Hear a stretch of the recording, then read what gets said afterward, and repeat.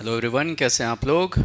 I hope आप लोग काफ़ी अच्छे होंगे, आपकी पढ़ाई काफ़ी अच्छी चल रही होगी। चलिए नेक्स्ट टॉपिक की तरफ बढ़ते हैं। नेक्स्ट टॉपिक आपका है आर्टिकल नंबर 14 के कुछ एक्सेप्शंस। हम लोग आर्टिकल 14 को कवर कर चुके हैं, रूल ऑफ लॉ हो चुका है।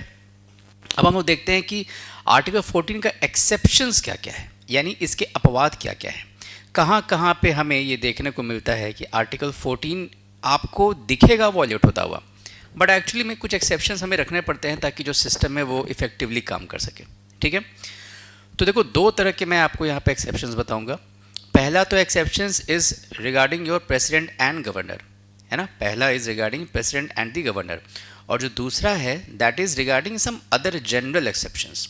तो पहला जो टॉपिक है वो हम लोग देखने वाले हैं प्रेसिडेंट एंड गवर्नर का। आइए देखते हैं कि राष्ट्रपति और राज्यपाल को क्या क्या स्पेशल प्रिविलेज यहाँ पे एक तरह से दे दिए गए हैं, जो आपको लग रहा होगा कि शायद ये आर्टिकल 14 का वॉल्यूशन है, इसीलिए इसे यहाँ पे लिख दिया गया है कि ये एक्सेप्शनल केसेस है, ये सब एक्सेप्शंस है।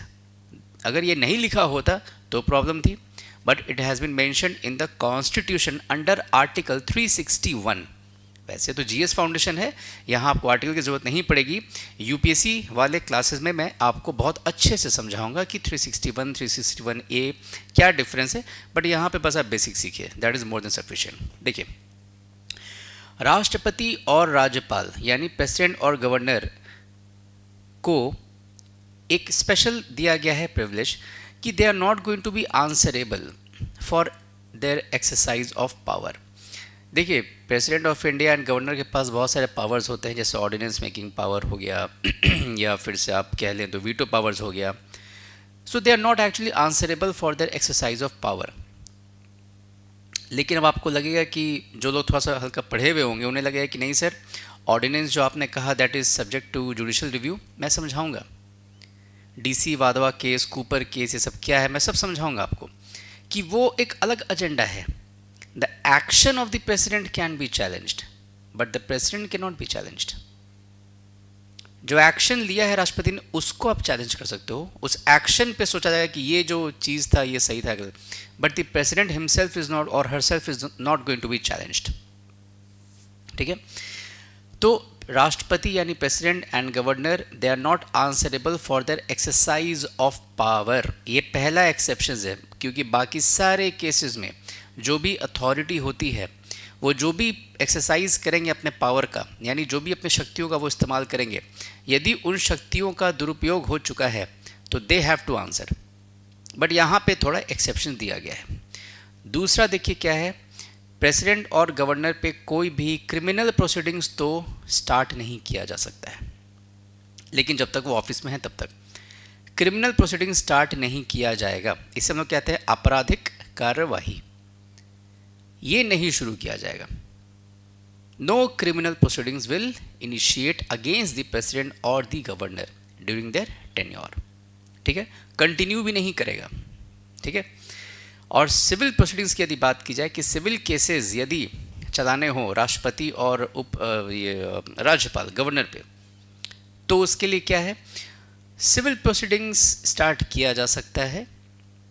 क्रिमिनल तो चले वो तो नहीं हो रहा है, सिविल प्रोसीडिंग्स कैन स्टार्ट, कोई इशू नहीं है, लेकिन इसमें आपको नोटिस देना पड़ जाता है। कितने महीने का? 2 मंथ का नोटिस।